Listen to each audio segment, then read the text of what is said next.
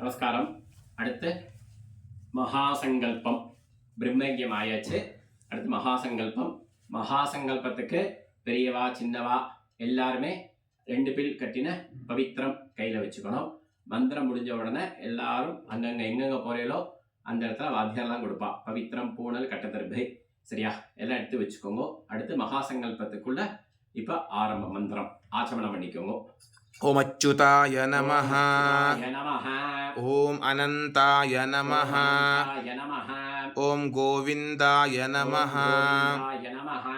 Kesava Narayana Madhava Govind Vishnu Madhusudana Trivikrama Vamana Sridhara Rishikesha Padmanabha Damodara. 2 bill பவித்திரத்தை மோதிர விரல்ல போட்டுக்கணும். போட்டுண்டு 2 கட்ட தர்பை காலுக்கு ஆசனமா போட்டுக்கோங்க. தர்பேஷு ஆசீனஹ பஞ்சபாத்திர ஜலத்துக்கு கையில் அப உபஸ்பிருஷ்ய 2 கட்ட தர்பை பவித்திரத்துல சேர்த்துக்கோங்க. தர்பானே தாரயமானஹ. உபாகர்மாவுல மகாசங்கல்பம் ஆவணியாவதுக்கு எல்லாரும் குட்டிக்கோங்க. சுக்லாம்பரதரம் விஷ்ணும் சசிவர்ணம் சதுர்புஜம் பிரசன்னவதனம் த்யாயேத் சர்வவிக்ன உபசாந்தயே. பிராணாயம் பண்ணிக்கோங்க. ஓம் பூஹ ஓம் புவஹ ஓம் சுவஹ ஓம் மஹஹ ஓம் ஜனஹ ஓம் தபஹ ஓம் சத்யம் ஓம் தத்சவிதுஹ வரேண்யம் भर्गो देवस्य धीमहि धियो यो नः प्रचोदयात्.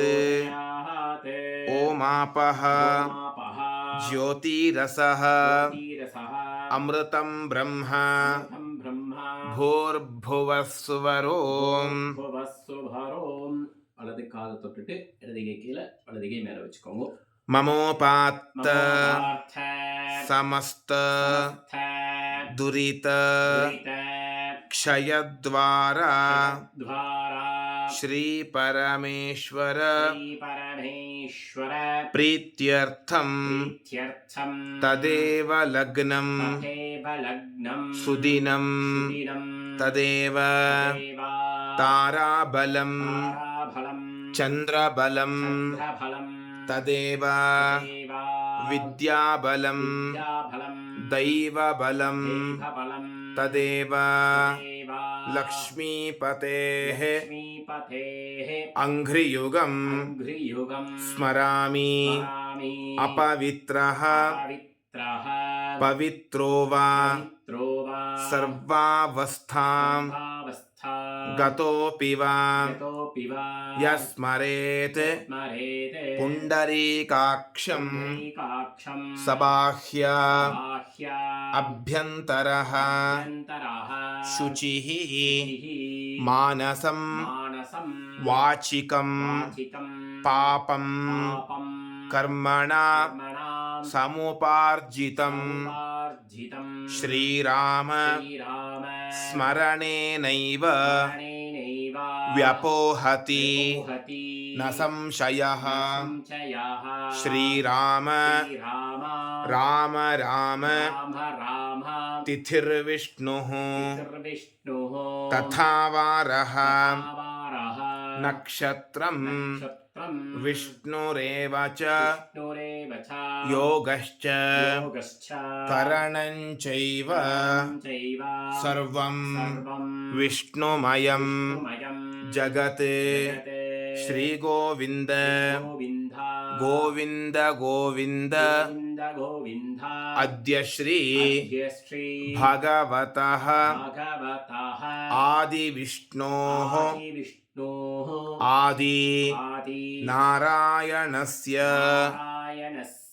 अचिन्त्यया अपरिमितया शक्त्या भ्रियमाणस्य क्रियमाणस्य जलौघस्य जलौघस्य मध्ये परिभ्रमणानाम् अनेककोटि ब्रह्माण्डानां मध्ये एकतमे पृथिवी आपः तेजः वायुः आकाशः अहंकार महत् अव्यक्तैः आवरणैः आवृते अस्मिन् महति ब्रह्मांड करंड मध्ये आधार शक्ति आदिकूर्म वराह अनंतादि अष्टदिक् गजोपरि प्रतिष्ठितानां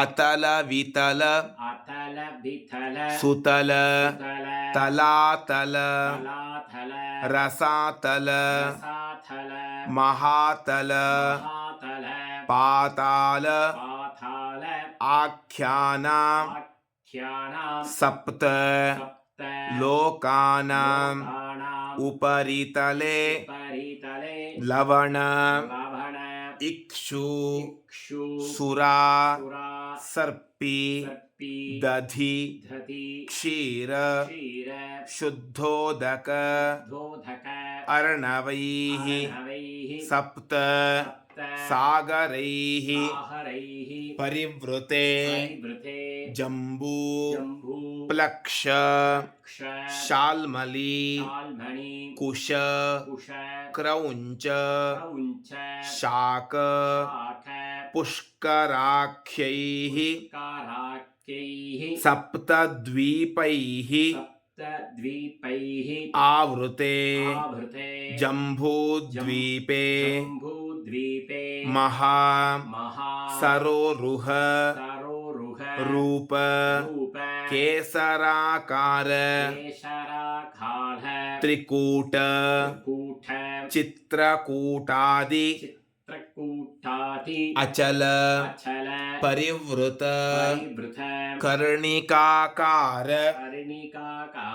सुमेरुम् अभितः तत् आधारभूते भूमण्डले प्रत्येकं नवयोजन विस्तारैः नवखण्डैः अलङ्कृते तत्र वर्षाणां दक्षिणे भागे भारतवर्षे इन्द्र कशेरु ताम्र गभस्ति पुन्नाग सौम्य गंधर्व वरुण भरताख्य नवखंड मंडिते तत्र भरतखंडे इंद्र अग्नि यम निरऋति वरुण वायु कुबेर ईशान अष्टदिक्पाल निवासभूत देवदानव यक्ष गंधर्व किन्नर किंपुरुष महर्षि महोरग विद्याधरादि पुण्यपुरुष निवासभूतस्य उपरितले इन्द्रप्रस्थ यमप्रस्थ अवन्तिकापुरी अवन्तिकापुरी हस्तिनापुरी हस्तिनापुरी अयोध्यापुरी अयोध्यापुरी मधुरापुरी मधुरापुरी मायापुरी मायापुरी काशीपुरी काशीपुरी काञ्चीपुरी काञ्चीपुरी द्वारकादि द्वारकाधि अनेक अनेक विराजिते विराजिते कुरुक्षेत्र कुरुक्षेत्र गया गया श्रीशैल श्रीशैल अहोबिल अघोभिल वेंकटाचल वेंकटाचल आदि आदि पुण्यक्षेत्र पुण्यक्षेत्र विराजिते विराजिते भागीरथी भागीरथी गौतमी गौतमी यमुना यमुना सरस्वती सरस्वती नर्मदा नर्मदा कृष्णवेणी कृष्णवेणी तुंगभद्रा तुंगभद्रा मलापहारिणी मलापहारिणी चंद्रभागा चंद्रभागा पयोष्णी पयोष्णी वेत्रावती नेत्रावती कावेरी कावेरी ताम्रपर्ण्यादि ताम्रपर्ण्याति पुण्यनदी पुण्यनदी विराजिते विराजिते विन्ध्याचलस्य विन्ध्याचलस्य दक्षिण दक्षिण दिग्भागे भागे प्रथमे वर्षे प्रथमे वर्षे प्रथमे मासे प्रथमे मासे प्रथमे पक्षे प्रथमे पक्षे प्रथमे दिवसे प्रथमे दिवसे अहनि अहनि द्वितीये द्वितीये यामे यामे तृतीय तृतीय मुहूर्ते मुहूर्ते वैवस्वत वैवस्वत मन्वन्तरे मन्वन्तरे अष्टाविंशति अष्टाविंशति तमे तमे कृत कृत त्रेत त्रेत द्वापर द्वापर कलियुग युग आत्मके आत्मके चतुर्युगे चतुर्युगे तत्र तत्र कलियुगे युगे सौर सौर चांद्र चान्द्र सावन श्रावण नाक्षत्रे नक्षत्रे नैमः नैमः अनुमिते अनुमिते प्रभवादि प्रभवादि षष्ठी षष्ठी संवत्सराणां संवत्सराणां मध्ये मध्ये क्रोधिनाम क्रोधिनाम संवत्सरे संवत्सरे उत्तरायणे उत्तरायणे वर्षऋतौ वर्षऋतौ सिंहमासे सिंहमासे शुक्लपक्षे शुक्लपक्षे पौर्णमास्यां पौर्णमास्यां शुभतिथौ शुभतिथौ इन्दुवासर वासर युक्तायां युक्तायां श्रवणनक्षत्र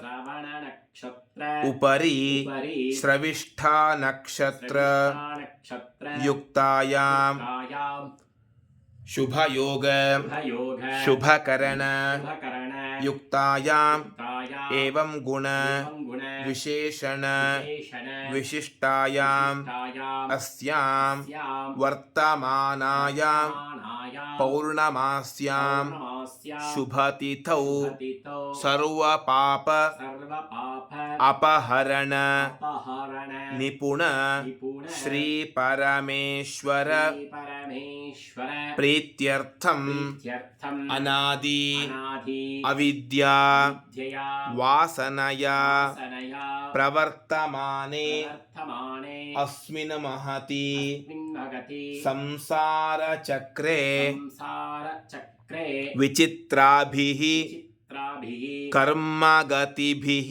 कर्मगतिभिः विचित्रासु चित्रासु योनिषु योनिषु पुनः पुनः पुनः पुनः अनेकधा अनेकथा जनित्वा जनित्वा केनापि केनापि पुण्यकर्म पुण्यकर्म विशेषेण विशेषण इदानीन्तन इदानीन्तन मानुष्ये मानुष्ये द्विजन्म विशेषं जन्म विशेषं प्राप्तवतः प्राप्तवतः मम मम जन्माभ्यासात् जन्माभ्यासात् जन्म प्रभृति जन्म प्रभृति एतत्क्षण तत्क्षण पर्यन्तं पर्यन्तं बाल्ये बाल्ये वयसि वयसि कौमारे कौमारे यौवने यौवने वार्धके च वार्धके च जाग्रत् जाग्रत् स्वप्न स्वप्न सुषुप्ति सुषुप्ति अवस्थासु अवस्थासु मनोवाक्काय मनोभाक्काय मोहाखाय कर्मेन्द्रिय कर्मेन्द्रिय ज्ञानेन्द्रिय ज्ञानेन्द्रिय व्यापारैश्च व्यापारेश्च सम्भावितानां संभावितानाम् इह जन्मनि इह जन्मनि जन्मान्तरे च जन्मान्तरे च कृतानां कृतानां सर्वेषां सर्वेषां पापानां पापानां सद्यः सद्यः अपनोदनार्थं अपनोदनार्थं श्रावण्यां श्रावण्यां पौर्णमास्यां पौर्णमास्याम् अध्याय अध्याय उपाकर्म कर्म कर्म करिष्ये करिष्ये श्रावण्यां श्रावण्यां पौर्णमास्यां पौर्णमास्याम् अध्याय अध्याय उपाकर्म कर्म कर्म करिष्ये करिष्ये अध्याय अध्याय उपाकर्मांग कर्माङ्गं स्नानांग स्नानाङ्ग प्रोक्षणञ्च प्रोक्षणञ्च करिष्ये கையில் இருக்கின்ற கட்டதர்பையை உங்களுக்கு வடக்கு பாகத்தில் போட்டுடுவோம். போட்டுட்டு ஜலத்தை தொட்டு கையை அலம்பிக்கணும். கிராமமாக இருந்தானா வாவா வாத்துல போய் குளிச்சுட்டு வருவா. இப்போல்லாம் சிட்டியில் இருக்கிறதுனால வெறும் புரோக்ஷணத்தோட மந்திரம் முடிஞ்சிடுது. பவித்திரம் கையிலே இருக்கட்டும். சரியா? ஜலத்தை எடுத்துட்டு மந்திரத்தை சொல்லிட்டு புரோக்ஷணம் பண்ணிக்கோங்க. अतिक्रूर क्रूर महाकाय महाकाय कल्पान्त बान्ध दहनोपम भगनोपम भैरवाय भैरवाय नमस्तुभ्यं नमस्तुभ्यं अनुज्ञां अनुज्ञां दातुमर्हसि साधुमरुहसि त्रिरात्रं त्रिरात्रं जाह्नवीतीरे जाह्नवी तीरे पञ्चरात्रन्तु पञ्चरात्रन्तु यामुने यामुने सद्यः सद्यः पुनातु पुनातु कावेरी कावेरी पापम् पापम् आमरणान्तिकं आमरणान्तिकं गङ्गा गङ्गा गङ्गेति गङ्गेति यो ब्रूयात् ब्रूयात् योजनानां योजनानां शतान्यपि शतान्यपि मुच्यते मुच्यते सर्वपापेभ्यः सर्वपापेभ्यः विष्णुलोकं विष्णुलोकं सगच्छति गच्छति पुष्करात् पुष्करात् यानि तीर्थानि तीर्थानि गङ्गाध्याः गङ्गाध्याः सरितस्तथा सरितस्तथा आगच्छन्तु आगच्छन्तु पवित्राणि पवित्राणि स्नानकाले स्नानकाले सदा मम புரோக்ஷணம் பண்ணிக்கோங்க. பவித்திரத்தை ஊத்து காதுல வச்சுக்கோங்க. சரியா? அடுத்து யஜ்ஞோபவீதம் பூணல் மாத்திக்கிறதுக்கு பூணலை பிரிச்சு வச்சுக்கோங்க. ரெடியா வச்சுன்னு ஆச்சமனம் பண்ணிக்கணும். मच्युताय नमः ஓம் நமः ॐ अनन्ताय नमः ஓம் நமः ॐ गोविन्दाय नमः ஓம் நமः केशव नारायण माधव गोविन्द विष्णु मधुसूदन त्रिविक्रम वामन श्रीधर ऋषिकेश दामोदर शुक्लाम्बरधरं विष्णुं शशिवर्णं चतुर्भुजं प्रसन्नवदनं ध्यायेत् सर्वविघ्न उपशान्तये ॐ भूः ॐ भुवः ॐ सुवः ॐ महः ॐ जनः ॐ तपः ॐ सत्यं ॐ तत्सवितुर्वरेण्यं भर्गो देवस्य धीमहि धियो यो नः प्रचोदयात् ओमापः ज्योतिरसः अमृतं ब्रह्म भूर्भुवः सुवरोम् ममोपात्त समस्त दुरितक्षयद्वारा श्री परमेश्वर प्रीत्यर्थं श्रौतस्मार्त विहित नित्यकर्म सदाचार अनुष्ठान योग्यता सिद्ध्यर्थं ब्रह्म तेजसः अभिवृद्ध्यर्थं यज्ञोपवीत धारणं करिष्ये. ஜலத்தை தொட்டு கை வாஷ் பண்ணிக்கோங்க. வாஷ் பண்ணிட்டு சொல்லிக்கோங்க. अस्य श्री यज्ञोपवीत धारण महामन्त्रस्य परब्रह्म ऋषिः त्रिष्टुप्छन्दः परमात्मा देवता यज्ञोपवीत धारणे विनियोगः. பிரம்மச்சாரிகள்லாம் ஒரு பூணல், கல்யாணானவா ஒரு பூணல் எடுத்துக்கோங்க. வலதுகை மேல இடதுகை பஞ்சபாத்திரத்துல வச்சுக்கணும். மந்திரத்தை சொல்லுங்க. यज्ञोपवीतं परमं पवित्रं प्रजापतेः यत्सहजं पुरस्तात् आयुष्यम् अग्र्यं प्रतिमुञ्च शुभ्रं यज्ञोपवीतं बलमस्तु तेजः ओम. வலதுகை பக்கம் இந்த பக்கம் வந்துடலாம் பூணல். அடுத்து ரெண்டாவது பூணல் எடுத்துக்கோங்க. यज्ञोपवीतं परमं पवित्रं प्रजापतेः यत्सहजं पुरस्तात् आयुष्यम् अग्र्यं प्रतिमुञ्च शुभ्रं यज्ञोपवीतं बलमस्तु तेजः ओम. அடுத்து மூணாவது பூணல் போடுறோம். மூணாவது பூணல் கையில் எடுத்துக்கோங்க. यज्ञोपवीतं परमं पवित्रं प्रजापतेः यत्सहजं पुरस्तात् आयुष्यम् अग्र्यं प्रतिमुञ्च शुभ्रं यज्ञोपवीतं बलमस्तु तेजः ओम. ஒரு பூணல் போட்டுண்டவா, ரெண்டு பூணல் போட்டுண்டவா, மூணு பூணல் போட்டுண்டவா எல்லாரும் ஒரு ஆச்சமனம் பண்ணிக்கோங்க. अच्युताय नमः, अनंताय नमः, ओम गोविंदाय नमः. பழைய பூணல் இப்ப ரிமூவ் பண்ணணும். மந்திரத்தை சொல்லுங்க. उपवीतं भिन्नतन्तु जीर्णं कश्मलदूषितं विसृजामि जले ब्रह्मवर्चः दीर्घायुः अस्तु मे. அந்த பழைய பூணல வடக்கு பாகத்துல கீழே போட்டுடுங்க. கீழே போட்டு கை வாஷ் பண்ணிக்கோங்க. வாஷ் பண்ணிட்டு அந்த கையில பவித்திரத்தை போட்டுக்கணும். காதில் வச்ச அந்த பவித்திரத்தை மோதிர வரல மறுபடியும் போட்டுக்கோங்க. போட்டுண்டு இப்போ வந்து காண்ட ரிஷி தர்ப்பணம். பிரம்மச்சாரிகள் கல்யாணானவா எல்லாருமே பூணலை மாலையா போட்டுக்கோங்க. மாலையா போட்டுட்டு பஞ்சபாத்திரத்தில் கருப்பு எள்ளு கொஞ்சம் அக்ஷதை போட்டுக்கோங்க. அக்ஷதை போட்டுட்டு இந்த தர்ப்பணம் எல்லாருமே பண்ணணும். தாம்பாளத்தில் ஜலத்தை விடுங்க. கீழே விட்டேன்னா அடுத்தவா வந்து உட்காரும்போது அதெல்லாம் அவங்க ஈரமாகிடும். அதனால் தாம்பாள பஞ்சபாத்திரம் கண்டிப்பாக கையில் கொண்டு போயிடுங்க.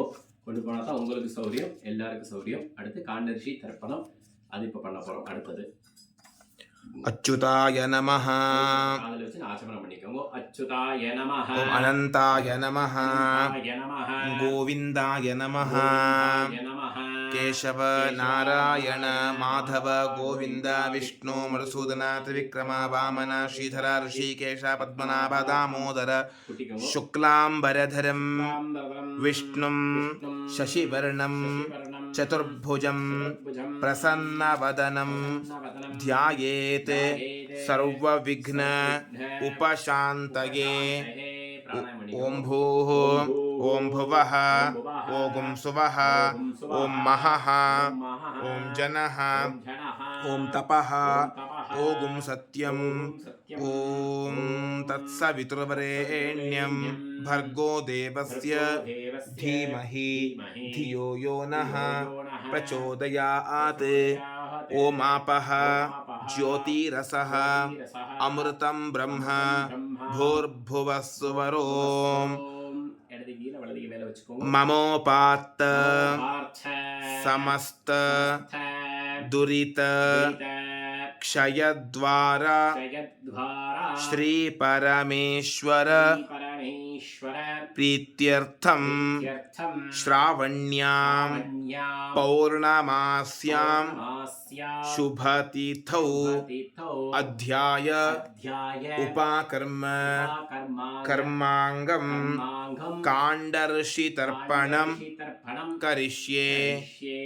ஜலத்தை தொட்டு கை வாஷ் பண்ணிக்கோங்க. பூனை மாலையா போட்டுருக்கீங்களா, கொஞ்சம் பார்த்து கருப்பு எள்ளு அக்ஷதை போட்டு இப்போ தர்ப்பணம் எல்லாருமே பண்ணுங்க. பூனல் போட்டவா எல்லாருமே. प्रजापतिं प्रजापतिं काण्डर्षिं तर्पयामि प्रजापतिं काण्डर्षिं तर्पयामि सोमं काण्डर्षिं तर्पयामि सोमं काण्डर्षिं तर्पयामि अग्निं काण्डर्षिं तर्पयामि अग्निं काण्डर्षिं तर्पयामि विश्वान् देवान् काण्डर्षीन् तर्पयामि विश्वान् देवान् काण्डर्षीन् तर्पयामि सागुंहितीः देवताः उपनिषदः तर्पयामि सागुंहितीः देवताः उपनिषदः तर्पयामि याज्ञिकीः देवताः उपनिषदः तर्पयामि वारुणीः देवताः उपनिषदः तर्पयामि वारुणीः देवताः उपनिषदः तर्पयामि ब्रह्माणं स्वयंभुवं तर्पयामि ब्रह्माणं स्वयंभुवं तर्पयामि सदसस्पतिं तर्पयामि सदसस्पतिं तर्पयामि எல்லா ஜலத்தையும் கலக்கி விட்டுடுங்க. விட்டுட்டு பஞ்சபாத்திரத்தில் எள்ளு அக்ஷதை இருக்கக்கூடாது. பூனெல்லாம் சரியாக போட்டுக்கோங்க. பூனெல்லாம் சரியாக போட்டுட்டு அடுத்து வேதாரம்பம். சரியா எல்லாரும் இந்த மந்திரத்தை எல்லாருமே சொல்லணும். பூனல் போடா எல்லாருமே எல்லாரும் வேதாரம்பம் சொல்லணும். பவித்திரத்தை கையிலே இருக்கட்டும். வேதாரம்பம் முடிஞ்சதுக்கப்புறம் பவித்திரத்தை விசர்ஜனம் பண்ணினா போகிறோம். அது வரலும் பவித்திரம் கையிலே இருக்கட்டும். சரியா எல்லாரும் சொல்லுங்க. ममोपात्त समस्त दुरितक्षयद्वारा श्री परमेश्वर प्रीत्यर्थं श्रावण्यां पौर्णमास्याम् अध्याय उपाकर्माङ्ग वेदारम्भं करिष्ये. வாஷ் பண்ணிட்டு அப்படியே பிரார்த்தனை பண்ணிட்டு மந்திரத்தை சொல்லுங்க. ஓம் ஹரிஹி ஓம் அக்னிமீளே புரோஹிதம் யஜ்ஞஸ்ய தேவம் ऋत्विजं होतारं रत्न धातमं हरिः ओम हरिः ओम इषेत्वा ऊर्जेत्वा वायवस्थ उपायवस्थ देवो वः सविता प्रार्पयतु श्रेष्ठतमाय कर्मणे. हरिः ओम हरिः ओम ब्रह्मसन्धत्तं तन्मे जिन्वतं क्षत्रं सन्धत्तं तन्मे जिन्वतं इशं सन्धत्तं ताम्मे जिन्वतं ऊर्जं सन्धत्तं ताम्मे जिन्वतं रयिं सन्धत्तं ताम्मे जिन्वतं. हरिः ओम हरिः ओम भद्रं कर्णेभिः शृणुयाम देवाः भद्रं पश्येम अक्षभिः यजत्राः.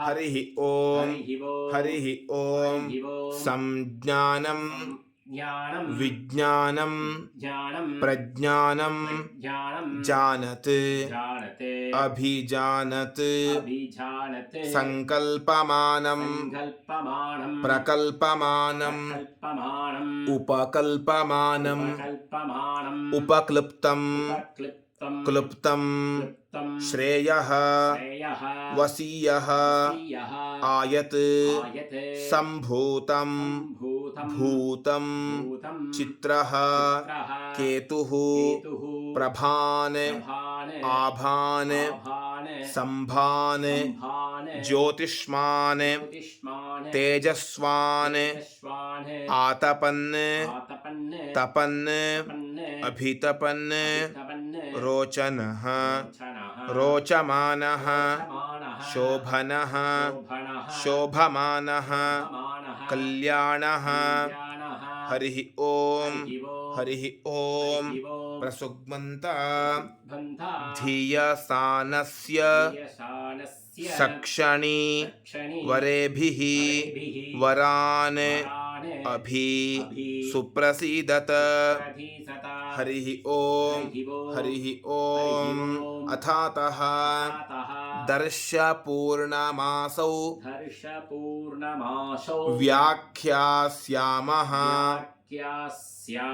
प्रातः अग्निहोत्रं हुत्वा अन्यम् आहवनीयं प्रणीय अग्नीन् अन्वादधाति हरिः ओम मायरस तजभन लघुसंहितं गौः ग्मा ज्मा क्ष्मा हरिः ओम अ ई उण्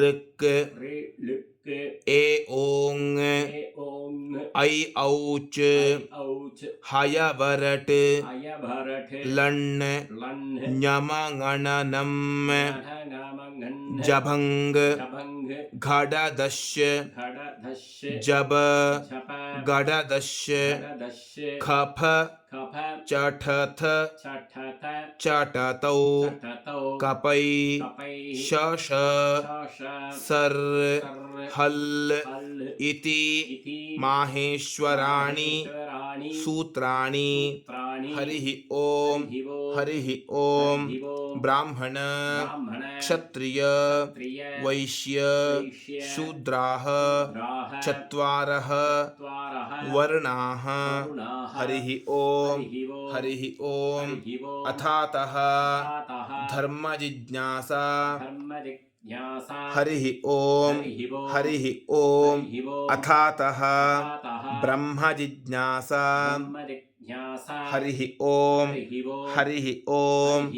ओम नमो ब्रह्मणे नमो अस्तु अग्नये नमः पृथिव्यै नमः ओषधीभ्यः नमो वाचे नमो वाचस्पतये नमो विष्णवे बृहते करोमि ओम नमो ब्रह्मणे नमो अस्तु अग्नये नमः पृथिव्यै नमः ओषधीभ्यः नमो वाचे नमो वाचस्पतये नमो विष्णवे बृहते करोमि ओम नमो ब्रह्मणे नमो अस्तु अग्नये नमः पृथिव्यै नमः ओषधीभ्यः नमो वाचे नमो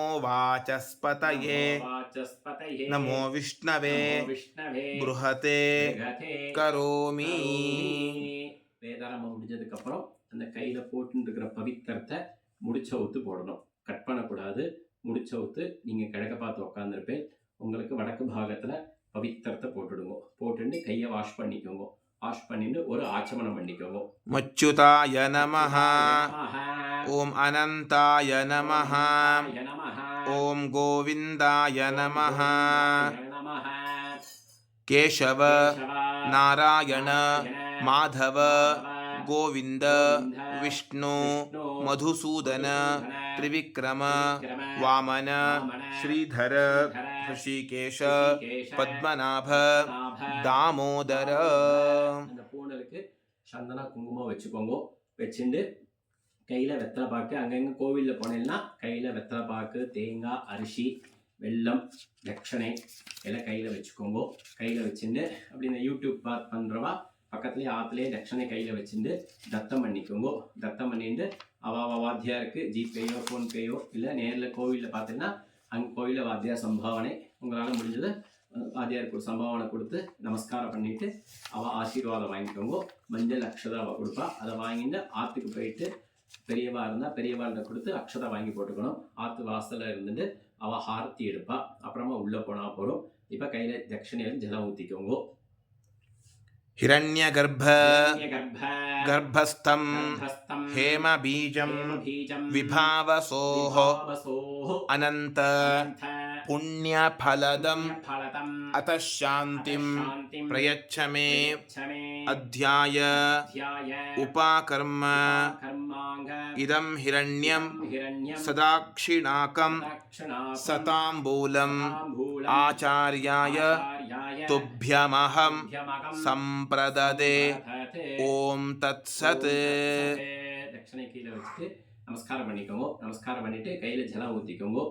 कायेन वाचा मनसा इन्द्रियैर्वा बुद्धिः आत्मना वा प्रकृतेः स्वभावात् करोमि यद्यत् सकलं परस्मै नारायणायेति समर्पयामि मया कृतम् इदं कर्म ओम तत्सत् ब्रह्मार्पणमस्तु. இது எஜுர்வேதக்காரா. இந்த வீடியோ லிங்க் பார்த்து பண்றவா பண்ணிக்கலாம். ஆகஸ்ட் மாதம் 19ஆம் தேதி திங்கட்கிழமை இந்த வீடியோ லிங்க் யூடியூப் மூலியமாக அனுப்புகிறோம். இதை பார்த்து பண்ணிக்கலாம். சப்ஸ்கிரைப் பண்ணால் சப்ஸ்கிரைப் பண்ணலாம். ராம் ராம். ஹரஹர சங்கர. ஜெய ஜெய சங்கர.